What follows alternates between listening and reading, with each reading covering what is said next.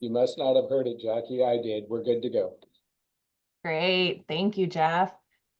Hello, and welcome to the OADC's webinar, State of the Union, a roundtable on paid leave Oregon.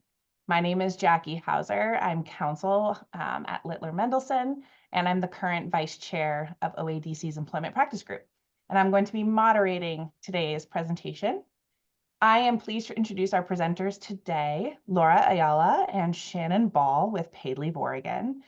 Laura Ayala has been an outreach program analyst with Paid Leave Oregon's outreach program since September of 2022.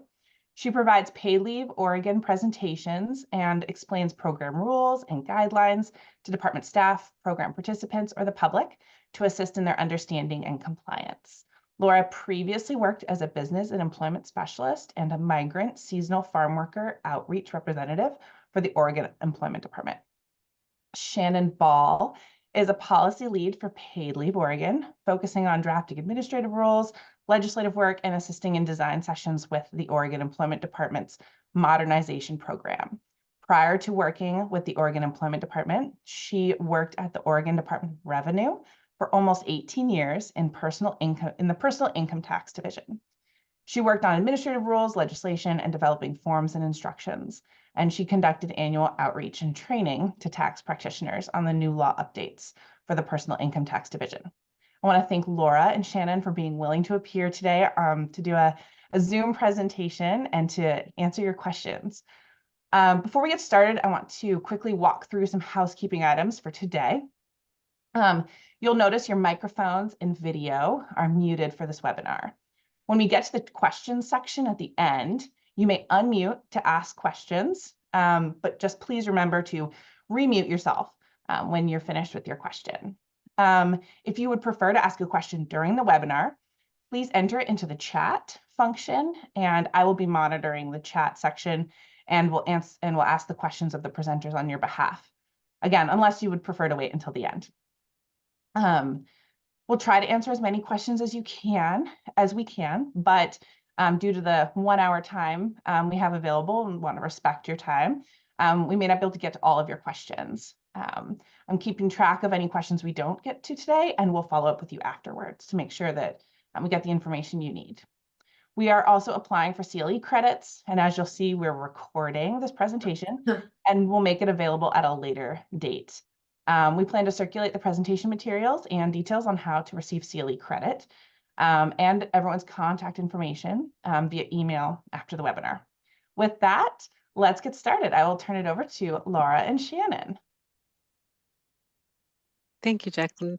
Hi, everyone. Like she mentioned, I am Laura Ayala, and without further ado, we can definitely get started.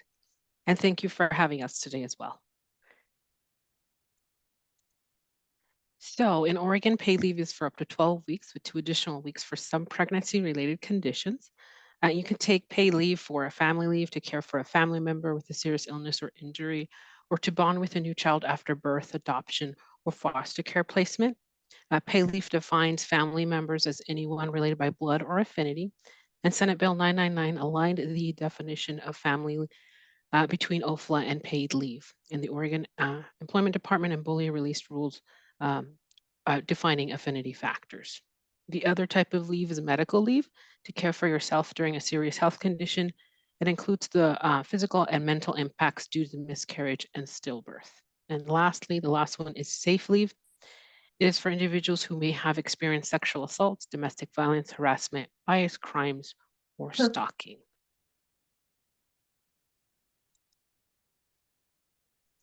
Okay, so who's covered? Paid Leave Oregon covers most employees who work in Oregon. You may qualify for benefits if you work a seasonal, full-time, or part-time job. The size of your employer does not impact your coverage as an employee. Paid leave does not cover federal government employees, individuals participating in the state or federal work training assistant programs, undergraduate or graduate students in work study programs. Sorry, did somebody have a question? I don't think so. Oh, okay. Railroad workers who are exempt under the Federal Railroad Unemployment Insurance Act and volunteers. So self-employed individuals may opt into paid leave, and there is an overview on our website for how it looks, what that looks like. So you are covered if you are employed and your work is located in Oregon. You've earned at least $1,000 in wages in the year prior to your qualifying event. You pay your contributions to pay leave through payroll deductions. You experience a qualifying event and you have a social security number or individual tax identification number, also known as an I-10. Employees who are eligible to receive unemployment insurance or workers' compensation are not eligible for paid leave. So some examples of qualifying events are disability due to miscarriage or stillbirth. This includes both physical and mental impacts related to the loss of pregnancy, caring for and bonding with a child in the first year after birth, after adoption, or after they've been placed in your home through foster care, to care for a family member with a serious health condition. So some examples of non-qualifying events are non-serious illnesses, bereavement, and military leave. Pay Leave Oregon does not replace OFLA or family, and there are important differences between the three programs, and there has been a Senate Bill 1515 changed a couple of things with that, but as the program stands, this is what it is for right now. Pay Leave Oregon, and Shannon will answer those questions for that later in the presentation. Pay Leave allows claimants to use paid leave benefits with other leave benefits, such as short-term disability, vacation, or sick leave. We encourage claimants to talk to their employer and insurance providers about using additional paid time off benefits.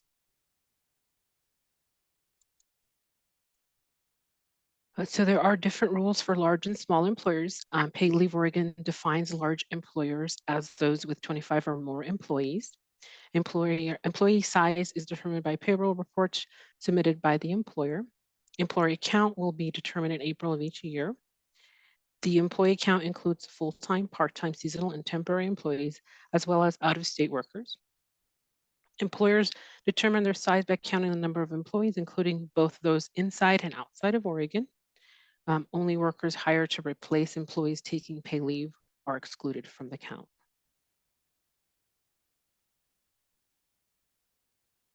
Small employers that agree to pay the employer portion of contributions may be eligible for an assistance grant to help them with the cost of hiring a replacement worker or other significant wage-related costs.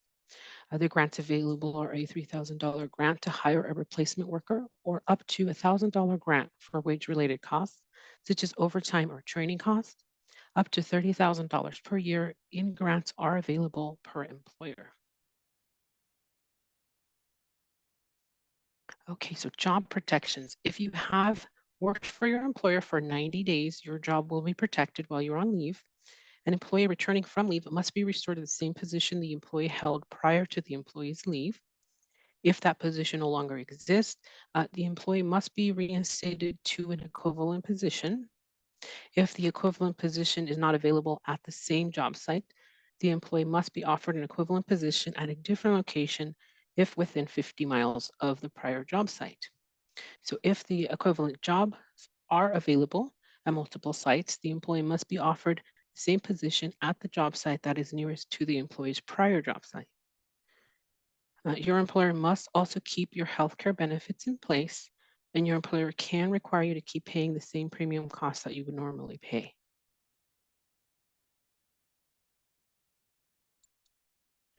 Businesses may choose to purchase or create their own equivalent plan versus participating in a state trust. Individuals working for an equivalent plan employer will still receive the same level or higher the benefits required by Pay Leave Oregon. When you have a life event, a worker would apply for the leave, including any eligibility documentation, and let their employer know that they will need leave. The application fee for a new equivalent plan is $250, and the review process will take at least 30 days. There are two types of equivalent plans an employer can choose. The first is an employer administered equivalent plan. The employer assumes all financial risk associated with the benefits and administration of the equivalent plan, whether the plan is administered by the employer or a third-party administrator. The second is a fully insured equivalent plan. The employer purchases an insurance policy from insurance company, and the benefits related to the plan are administered through the insurance policy. For both types of plans, employers will have to reapply for approval of their plans annually for the first 3 years. Okay, so you can fix, fraud and identity theft. You can find a link to report fraud on our homepage or review our fraud page under the resource tab. Pay Leave Oregon is actively working to prevent and identify paid leave fraud. We have systems and procedures to stop and prevent fraud, and we constantly update them to stay ahead of people who are trying to commit fraud. We can't share details of investigations as we don't want to tip off people committing fraud and how we identify and investigate fraud. Preventing pay leave fraud is a critical part of our work. The report fraud button is also on our report fraud page. If you have information about fraudulent claims, we want to know about it. We review every tip that we receive. The more information you can give us, the more it will help us with the investigation. Confidentiality laws keep us from sharing the results of any investigation based on the information you provided, but we do appreciate your help. If you are a claimant who reports fraud on your claim, we will put a stop on your claim. If we find signs of potential fraud, we will not pay benefits until we can verify your identity and make sure that you and not anyone else will get your money. The investigation may take some time and may delay your benefit payments. If you haven't filed a claim, we will correct our records so that the fraud doesn't affect any future claims you may have or you may file in the future. If you think someone has stolen your identity, we do encourage you to report identity theft to the local police department and other federal agencies. You can find a step-by-step guide at the Federal Trade Commissioner's website at identitytheft.gov. Alrighty. And now I will turn it over to Shannon to talk about the legislative changes. Good afternoon. Thank you for today. I'm going to talk through some changes during the 2024 legislative session. There were 3 main bills that passed that I'll provide a high-level overview today of. There were also a couple other bills that passed during the session that impacted paid leave, but they weren't as impactful in a significant way, like changes to public records requests and such like that. We know there's lots of questions on these bills and what they mean, and Paid Leave Oregon and the Bureau of Labor and Industries, or BOLI, is working hard to provide resources and administrative rules if needed for these bills. However, we're still determining some of the changes ourselves since the bills just passed last month. So stay tuned. In the next couple months, more and more information will be going out. So we'll start with the first bill on the slide, Senate Bill 1514. This bill allows the director of the Oregon Employment Department to make changes to how we calculate benefits and the amount of leave available to claimants if the paid leave trust fund is insolvent. And their definition of insolvent in the bill is it means that there isn't enough funds to cover 6 months of anticipated expenses, which is benefit payments, assistant grants, and administrative costs. The intent is for the director to make changes to the Paid Leave Oregon Trust Fund to allow it to become solvent again. And there's some choices that can be made by the director of changes that can be made. At this time, we don't anticipate using this, and we hope we never need to use this. This bill was just passed just in case it was ever needed. The next bill is Senate Bill 1515. This is where a lot of the questions come from. This was a big bill, and it covered 3 broad categories. So the first category on the screen is reports. Paid Leave Oregon must create 3 reports by September 15th of 2024 to the interim legislative committee. The first report has to do about seasonal employees and hiring hall employees and how they are treated for current Paid Leave Oregon and how that compares to other paid leave states. The second report is for identifying any programmatic changes for paid leave. And then the third report is a joint report with BOLI, or Bureau of Labor and Industries, about current roles and responsibilities with BOLI and Paid Leave Oregon for OFLA and suggesting future roles, if any, need to change. These reports are going to take a lot of our time over the next several months with working together hard with BOLI. And so that will be a lot of our concentrations, as well as implementing the changes in this bill. The second bullet point here in Senate Bill 1515 is technical fixes, is what the section of the bill was titled. It includes how tribal governments are recognized, the use of paid time off with paid leave Oregon benefits. So it changes from an employer deciding if an employee is eligible to use paid time off to the employee having that choice. And it also adds language in there about the paid time off and the paid leave Oregon benefits cannot equal more than 100% unless the employer allows for the employee to receive paid time off greater than 100%. It also includes garnishment of benefit payments and specifies that we can only have garnishment of benefit paid leave Oregon benefit payments for child support, spousal support, and restitution. It updates, it makes updates regarding paid leave and workers' compensation. Right now, the statute for paid leave Oregon says that if you are eligible for workers' compensation, then you do not qualify for paid leave Oregon benefits. And this change in the bill just changed it to say that it's wage loss or time loss for workers' compensation. So if you're receiving workers' compensation to help pay medical expenses, but you're not missing work, then you could still qualify for paid leave. And then it also, all those changes that I just mentioned go into effect July 1st of 2024. And then there was one more change that changed the family leave definition. It expanded it, and that takes place on January 1st of 2025. And the expansion, it includes leave for adoption or foster care placement before a child is placed in foster care or adoption. So helping with those, if you're doing the court or you're going to overseas to adopt your child and you have to be over there for a month, you could use it for those circumstances. So more information to come on that. Our policy staff is just beginning to look at all of these items and to see what instructions, website forms, or rules need to be changed on these topics. So the next several months, like I said, we'll be updating a lot of information on our website. The third part in this bill of Senate Bill 1515 basically changes to align paid leave Oregon and the Oregon Family Leave Act, or OFLA, which basically removes from OFLA leave any leave that is available under paid leave Oregon. So that's removing bonding leave and a serious health condition for yourself or your family member from the use of OFLA. Those changes begin July 1st of 2024. I received some questions ahead of time. I'll go to those after I go and explain Senate Bill 1595 really quickly, and then we'll go back to some of those questions and how this now might work for OFLA and paid leave Oregon for the Senate Bill 1515. The last bill that impacted paid leave Oregon was Senate Bill 1595, which was debt collections. This bill basically changes the garnishment rules that Oregon Employment Department must follow when trying to collect money from claimants beginning January 1st of 2025. It increases the amount of wages that can be garnished and such. So going back to Senate Bill 1515, there were some questions that were given ahead of time that I just wanted to go over.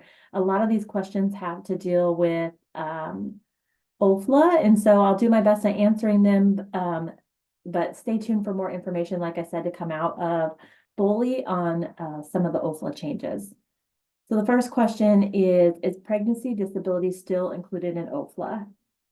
Yes, in Section 9 of Senate Bill 1515, they did keep pregnancy disability in that bill for OFLA to allow for qualified reason under OFLA or paid leave Oregon. So paid leave Oregon allows for 2 weeks of pregnancy disability, and OFLA will allow for up to 12 weeks of pregnancy disability. With Senate Bill 1515, it did add language in there that said that paid leave Oregon and OFLA no longer run concurrently. And so either the person is taking OFLA or they're taking paid leave. So in this particular case, where pregnancy disability is allowed for both, they will be taking one or the other. The next question is, can you require medical certification for a child with a serious health condition under OFLA?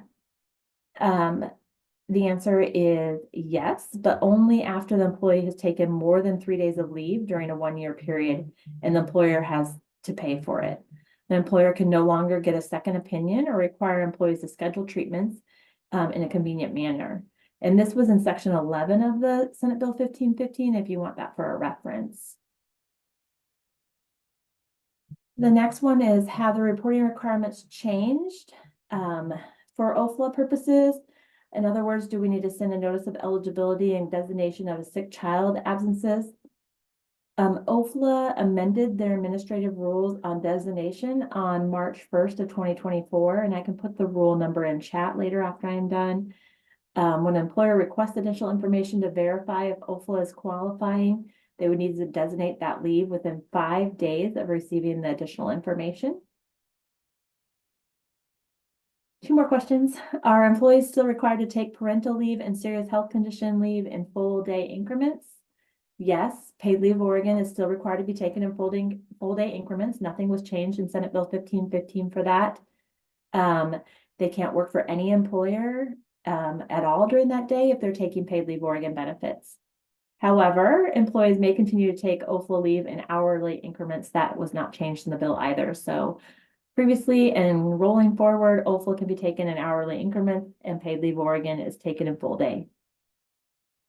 And the last question is, what do you do about people that have already been approved for intermittent OFLA leave beyond July 1st, 2024?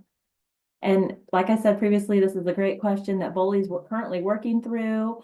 But I think here is you just want to communicate with your employee and let them know that the changes are coming and they may not want to start applying for paid leave Oregon benefits. They can do that up to 30 days prior to taking the leave. So June 1st, we anticipate a lot of applications, a lot more applications coming in for individuals that were currently on OFLA leave for bonding, serious health condition for themselves or their family member, and then needing to transition that to paid leave Oregon benefits beginning July 1 instead. It does take us on average about 30 days to process an application. And so I do encourage those employees to file early if they know that they're going to be taking that in July. Those are the questions I had ahead of time, but I'm open here for any other questions that you may have about Senate Bill 1515 or just our program in general. Shannon, this is Jackie here. I have a question that maybe Laura might be able to answer. With reporting fraud, if an employer, receives notification that an employee has applied for paid leave Oregon, they talk to the employee about it, and the employee says, "I never applied for this." Should both the employee who's affected and the employer report the fraud? Is that helpful that both people report the fraud? Definitely, yes. Please, if you know, like, this employee never worked for us, I don't know who this is, I don't have employees, please let us know. And the same with the employee. If you do, this employee, like, I've never applied, I would have told you. Definitely have them give us a call and let us know, like, hey, and report it on the report fraud page. I've never applied for paid leave. I'm not interested in applying right now. But we can fix that, because that way the employee is not later on has an event and can't apply because this has happened. Great. So as soon as they know, please let us know. Great. Wasn't sure if that was going to be overkill or not, but No. The more we have, the better, I say. Great. So if anyone else has questions, I don't see any questions in the chat. Oh, here we go. So I have a question in the chat about going through if someone who's using paid leave Oregon for pregnancy disability leave after July 1st, 2024, they might not have any protected bonding leave until they get a new quote bank of paid leave Oregon down the road. Is that something we could talk about?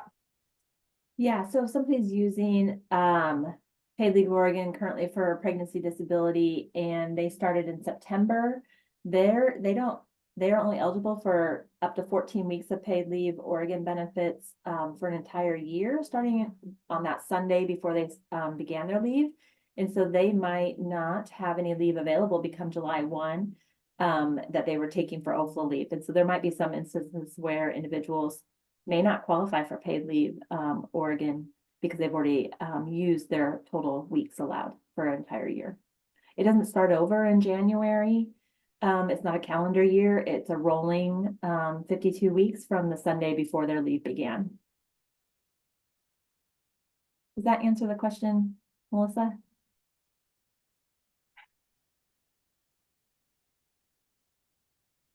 Let's see here. Oh, Missy says yes.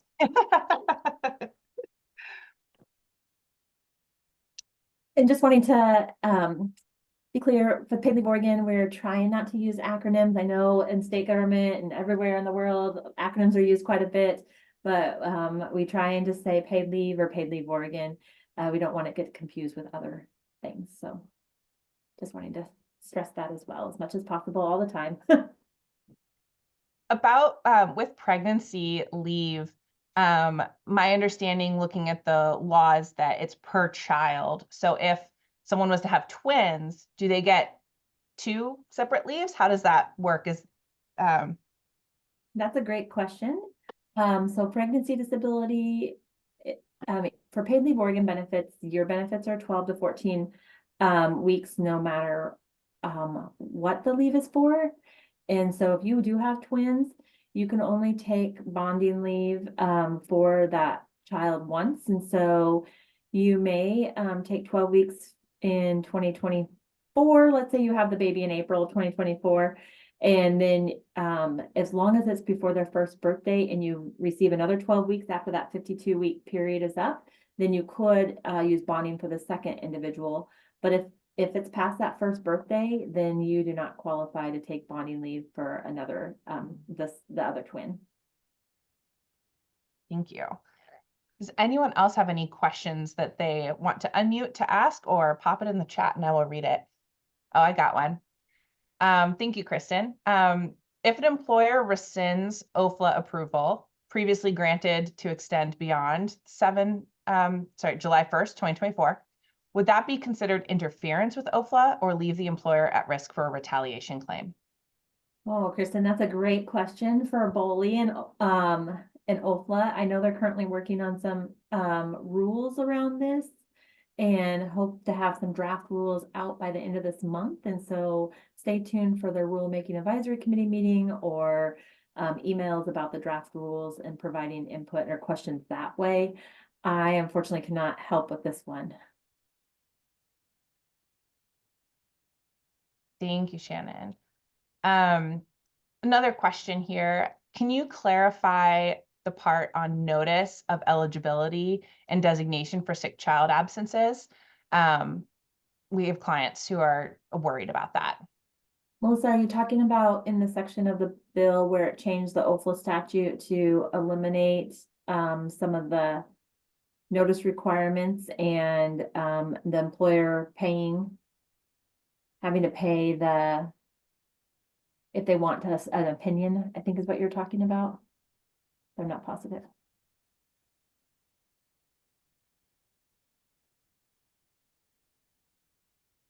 Oh, sorry, she can't unmute. Okay.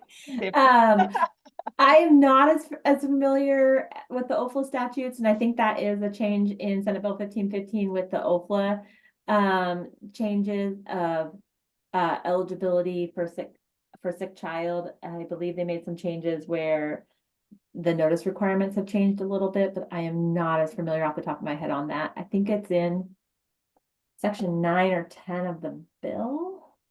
I have it up, but unfortunately I can't help with that one as much.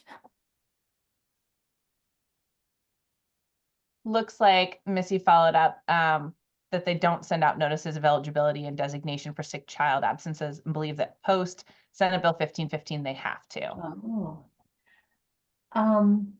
That would be a great question for BOLI and OFLA administration there. I don't know the answer to that one. And I don't want to misspeak.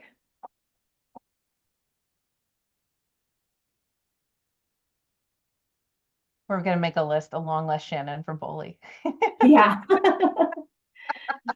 And just to mention, we do have a webinar that's going to happen this Monday, but it happens every second Monday with BOLI and paid leave. And I believe they have some guidance around this as well. So definitely, I can send that to Jacqueline. Is that okay if I send it to you, the web? I know that we're full for this month, but probably we're half full because I think there's only 200 spots for May and June. And I think they're going to extend, so there might be more dates coming. Yeah, that would be helpful. Because of this. Yeah, okay. if you send that to me, I'll make sure to send that around.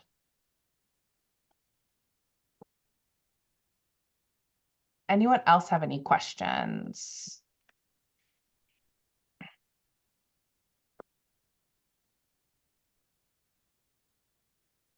Does Paid Leave Oregon's serious health condition leave cover organ donation? Great question. Serious health condition is determined by your medical provider, so we don't go into the details necessarily of what the serious health condition is for. And so if you are needing multiple office visits or staying at home to recover from that surgery or such, then it could qualify. But that's up to the doctor as well to determine the serious health condition. So it's not a direct answer, but it doesn't go against organ donation. So if a medical provider, if you're going to donate an organ to a family member, to someone who qualifies, and your medical provider signs off on it, that's not something that's going to be Correct. scrutinized too closely. Correct. Yeah, as long as it follows that serious health definition, you should be okay. And they're willing, the doctor's like, yep, they're doing this and they're going to need time off work because of it. Yeah, and even if it's like, I'm just thinking lap band surgery, because I think you talked about cosmetic medical procedures. So like if I was to have lap band surgery or something of that nature, that could still qualify because I'm going to have to recover from that medical procedure. So if someone has a cosmetic breast augmentation or something like that, for example, that would be something. Right. Okay. Yeah. Yeah, so it doesn't have to be from a negative thing in a way, I guess, of like I have cancer and I need to have something done versus me voluntarily choosing to have something done. We don't scrutinize against either of those.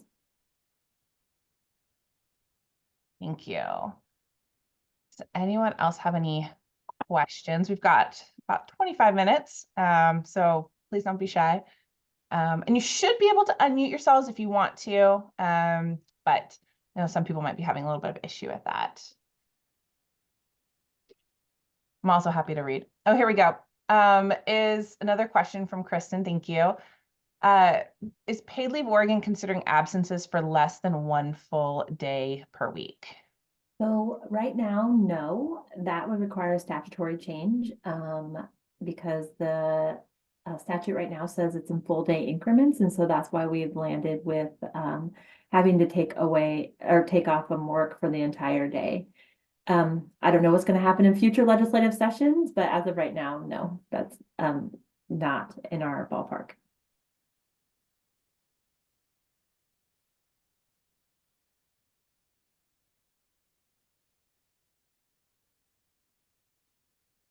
Thank you, Missy. Another question here. Has there been any discussion about the interplay of FMLA and Paid Leave Oregon? As we said, that we know that if someone's taking Paid Leave Oregon, it will run concurrently with FMLA versus, no longer with OFLA after Yeah, July 1st. so Senate Bill 1515 addressed how OFLA and paid leave interact. It did not make any changes to how FEMLA and paid leave interact. So if an employee is taking paid leave and it also qualifies for FEMLA or FMLA, then they would need to run concurrently. There will be additional work on, remember I said there was 3 reports that we need to do. One of the reports has to do with any programmatic concerns of paid leave, and one of that will be in that report is how FEMLA works with paid leave, and then looking at that compared to how other states that have paid leave treat FEMLA and paid leave together as well. So there may be more to come on that. It may stay the same. I don't know where it's going to go from here. So if someone takes time off for a FEMLA qualified reason, but they refuse to submit a Paid Leave Oregon claim, an employer can't force them to, correct? So stacking is still possible there. Stacking is still possible for FEMLA reasons. If they take FEMLA and don't want to take paid leave, you can't force an employee to take paid leave. That's the employee's choice.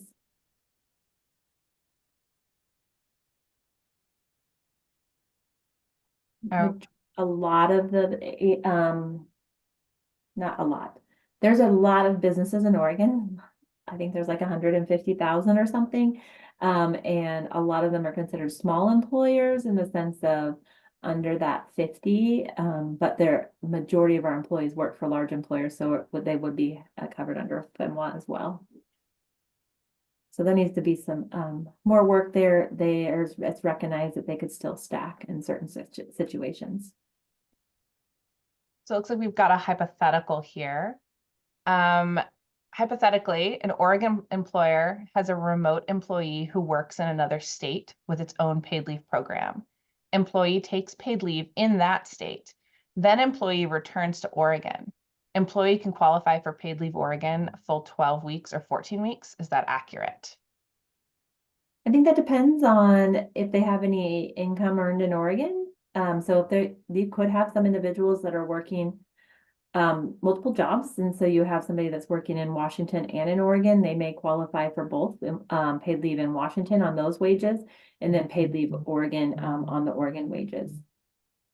And so there may be instances where people would qualify for both or take one and then the other, but it all depends on if they have income in the base year.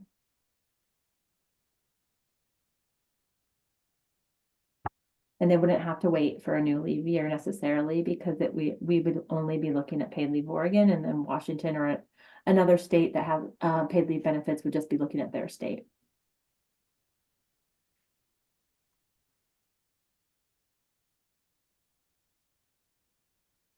Another great question. What is the current turnaround time for employers to receive notice that an employee has applied for paid leave Oregon benefits? And how's that notice provided to the employer? Francis, online, email, mail? Yeah, so right now we are sending them as soon as the employee applies. We do send them usually through Francis, especially for that questionnaire. But yes, we send notice, and I think we legally have to send documentation, or at least a letter saying that they've been approved or denied once they have. But yes, within that time frame, when they apply, the system, Francis will send them out via email. Or it also depends, right, Shannon, if they wanted mail when the employer signed up for, which is the best way to contact you as well. Right. It all depends on how the employer chose to be noticed. And so some individuals are only receiving the notices via Francis Online, and others are receiving them via paper. I just put in the chat a link to, it's called What to Expect After You Apply for Benefits. And so it shows like a time frame of how long our application takes to process and what that kind of looks like. And so right after that identity verification point is when the employer gets that notice that an employee has applied for paid leave Oregon benefits. So it typically takes an employee about 25 minutes on average to submit an application. And then from there, it takes on average about 4 days for an employee to get through identity verification, making sure that they're really who they say they are and not somebody else filing fraudulently on their behalf instead. And then from there is when the employer gets that notice that the employee applied, and there's a 10-day response time for the employer to respond to that notice. If you respond sooner, then it helps the employee get through the process. So we encourage you to go on to Francis Online or by mail and respond to that notice that the employer gets. The questions that are in that notice are, does this employee work for you? Are they eligible for workers' compensation? And did they provide you notice that they were going to be gone on paid leave purposes? Once that employer responds, or we're past that 10-day time frame, then it takes about 13 days on average for our employees to process the application. And there might be some back and forth with the employee. There might be some additional information we need from the healthcare provider. So that's why it's about 13 days on average.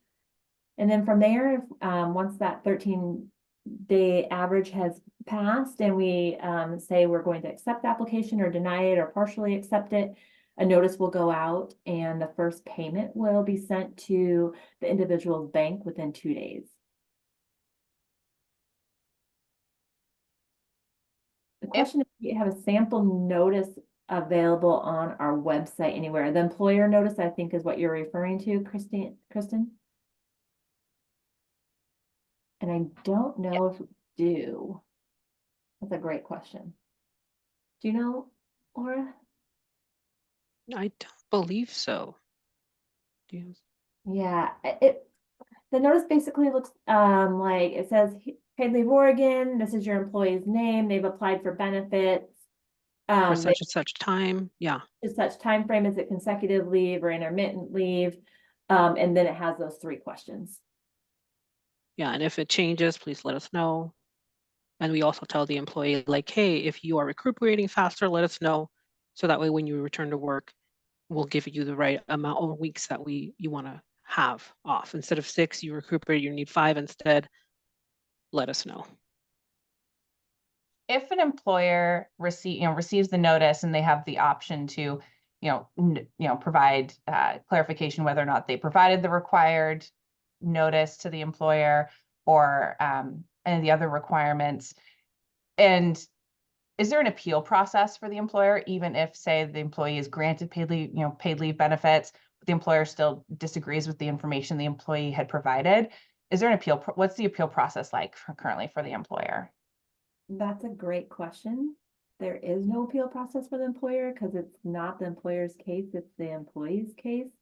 But that's back to if you as employer feel like something's being done incorrectly, there's always that fraud link that Laura talked about previously in the presentation where you can submit information as well there.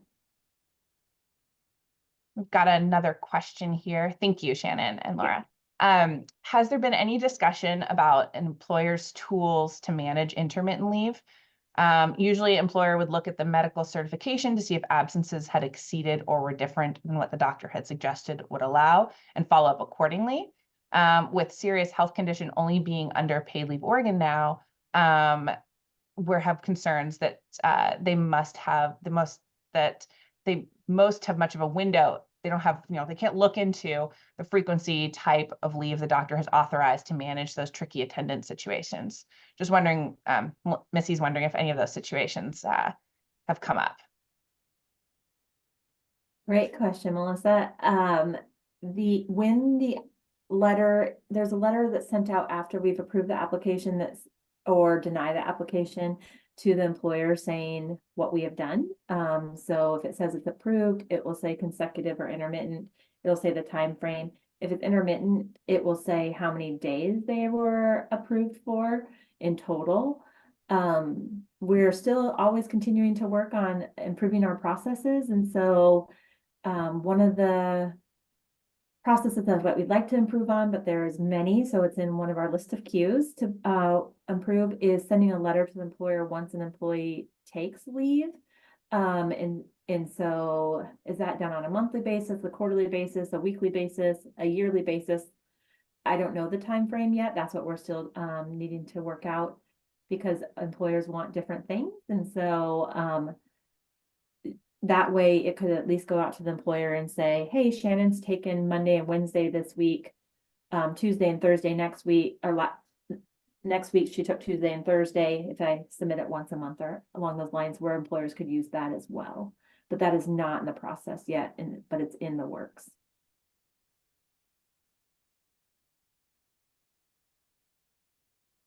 Thank you. So we've got about 15 more minutes. Does anybody else have any questions?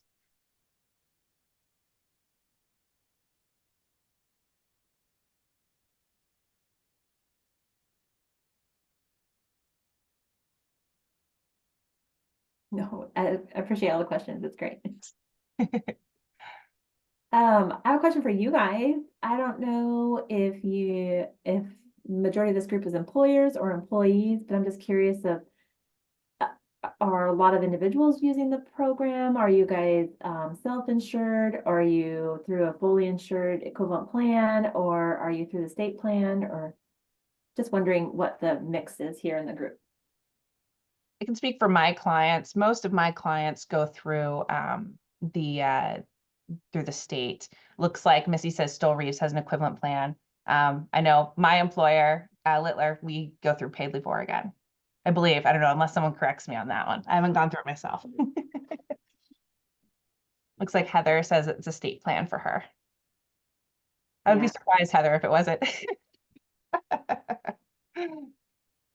Yeah, we have about 3,700 employers that are using equivalent plans, and the rest, like I said, there's about 150 140, 150,000 employers in the state of Oregon. So majority of them are using the state plan. It'll be curious to see who switched from an equivalent plan back to the state plan after the first couple of years to see what happens, or who switches from the state plan to an equivalent plan. So it'll be interesting to watch this process go forward. I've had several employers say they're just waiting to kind of see how it shakes, if they're doing the state plan now, just seeing how it all shakes out and whether they'll, which way they'll go at that point. Another thing we've heard is our phone lines are hard to get through. We are constantly trying to readjust our employees, balancing of who processes applications versus who answers phones, because it's this catch-22. If we process more applications, then we might not have as many phone calls because people wouldn't have to be calling and asking what's the status of their application. Putting that link that I just put here in the chat also helps with people understanding the process and how long it takes. So if they're outside of that 29 days, then they could say, hey, something might be going on with my application. I better call or I better message. We try to respond to the messages within 4 business days. And so if you do send a message through Francis Online, we'll try and respond as quickly as possible, at the most, hopefully 4 days. So just wanting to explain a little bit about that process as well. Shannon, Yeah. Oh, sorry, go ahead, Laura. No, I was just going to say, just add on to what Shannon said, I highly, highly recommend if you're the employee or you have an employee who wants to apply for paid leave and you're under the state plan, the employee guidebook, page 21, has a list of everything you'll need. The people get confused. Francis Online is the application and registration. Paid leave has all the documentation, forms, everything that you're going to need. So highly recommend having that distinction. But page 21 on the employee guidebook has a checklist before the 30 days you want to take leave. Have that checklist ready to go. It makes it easier process for us and the employee. Laura and Shannon, what is something that you want? I mean, most of us on this call either, represent employers or we're, employers ourselves. What is something you would like more employers to know or would like us to communicate to our clients? Something, something that you see that would be really helpful. What would you like us to tell them? I think having them apply as soon as they're anticipating the leave would be helpful. Also, if they know it's a planned event, like they're having a baby, getting that application in 30 days prior will help them not miss a paycheck. And so, because a lot of times there's unfortunate circumstances where they didn't know it was going to take place, and tomorrow I am in the hospital for some reason, then I would apply then or up to 30 days after. But for those people that can get their application in ahead of time, it would be really helpful for everybody.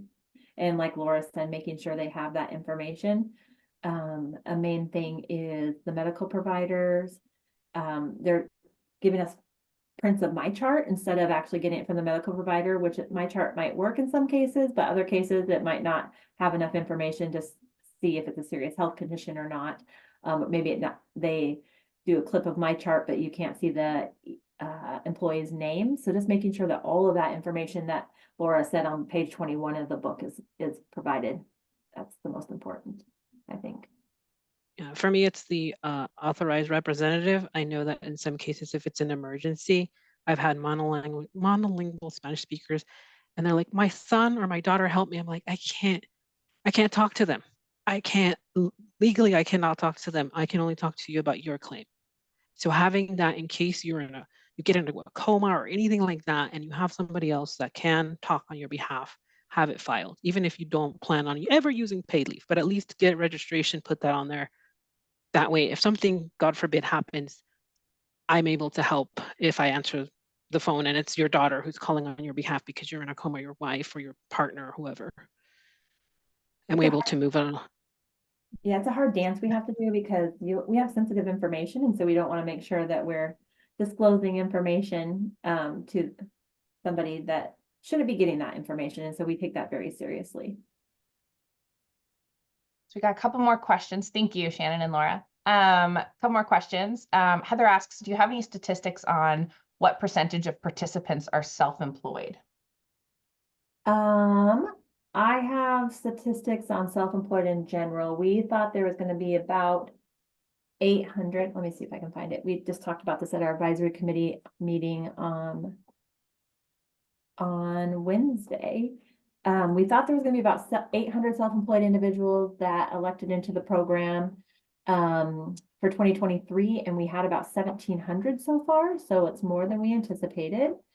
And of those, let me see how many, looking for my notes. Sorry, I'll find that, go back to that. Not a problem. I'll ask the next question. Are there instructions for employees, going back to the authorized representative, instructions for employees to file an authorized representative form with Paid Leave Oregon on the website or somewhere else? I believe there is. Yeah, I go ahead. believe there is. It's on the employee. Sorry, I'm looking at it in my head. It's on the employee tab, and you go there, and it should have instruction on how to do that. And it's very simple. I find it very simple form. You just sign it, have the person, and then file it. It should be on when you register Francis Online. I think it's under the I want to or I want a more tab, and you'll be able to file it there. So it applies to your claim when you apply. I don't know if this will work. The links I just put in the chat, is the resources tab where you can find forms, which also has our guidebook, where Laura was talking about previously on page 21. So there's a guidebook for employees and there's a guidebook for employers. And there's also a guidebook for equivalent plans. And then under resources, there's forms, and under the forms is you can find the claimant designated representative form, which is the second link I've just put in the chat. Since it says iCloud, I don't know if it will load for you guys or not, so maybe that doesn't work. If not, I do have an email already set up with all the links, all the information that we talked about today. And I'll send it to you, Jacqueline, and you can distribute it to whoever needs it. Thank you so much, Laura. I appreciate it. Back to the self-employed information. So we anticipated about 800 applications that we would receive from September until January of 2024, and as of March 15th, we received 1,714 self-employed applications. And of those right now, we've approved about 1,250 of the applications. 350 were denied. They either didn't provide us with their net income from self-employment, or they didn't have enough net income from self-employment. So we're looking at 1,250 approved applications, and of those, 107 claimants of those self-employed have taken benefits so far. Those are some statistics for you as of March 15th. For small employers who may need assistance, do they file that on Francis Online? What's the process for that? Sorry if you went over it and I missed it. For the assistant grants for small employers, is that what you're talking about? Uh-huh. Yeah. Laura, do you want to talk or do you want me to? Yeah, I can do it. Yeah. Okay, So perfect. yeah, definitely Francis Online, the application. Here's the thing with that. You have to have the employee get approval so you can apply and have that letter that we're going to send you for approval once you apply. So that's when you would apply. Okay. Yes. So that's when you would apply, because that's the two things that are with the assistant grants. You have to be committed to the 2-year contribution, the 40%, and you have to have an employee approved for paid leave and have that letter so that when you apply, you have proof that, yes, I have an employee who qualified for paid leave. Do you guys have statistics on how many employers have applied for assistance? Yes. I don't know if it's employers, but we've received 31 applications for assistant grants, and we have approved 8 of them. 2 of them are still in working through the process, and 21 of them were denied. Okay. Of those 8 that were of the 31 that we received, 29 for replacement workers and 1 was for wage related costs. So the wage related cost assistant grant portion is up to $1,000. So if you're paying somebody overtime to cover for that individual, you could use that. the replacement worker is that you hired somebody else in the interim, and that's where majority of the applications are for. But again, this is a spot that we missed because we thought there was gonna be a lot more applications than this. I think we thought there was gonna be about 500 applications. What are reasons for denial that you can share? The main reason for denial is not having an employee out on leave yet, like they're applying too soon, they're ahead of time. So that's where Laura was saying, like, wait until you have the employee get approval. Or they didn't hire a replacement person yet, they are in the process, that type of information happening. Okay, so they have to have someone on leave to hopefully avoid that. So they need to have Right. someone actually on leave and they have to have hired someone. Right. Okay. Is having an offer letter out to someone enough, or that person actually has to be like hired and started? They need to be hired and started because the offer letter doesn't necessarily mean that person will, even if you have it, offer letter or acceptance, it doesn't necessarily mean they'll starting. Thank you. Yeah.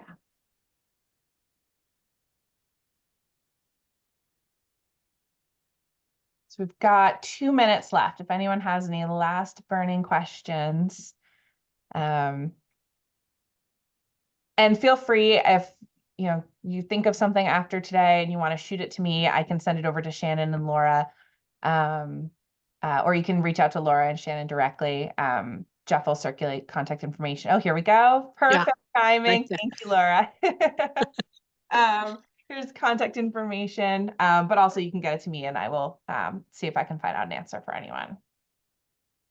And then if there's no other questions, I can let you guys have 2 minutes back of your lunchtime.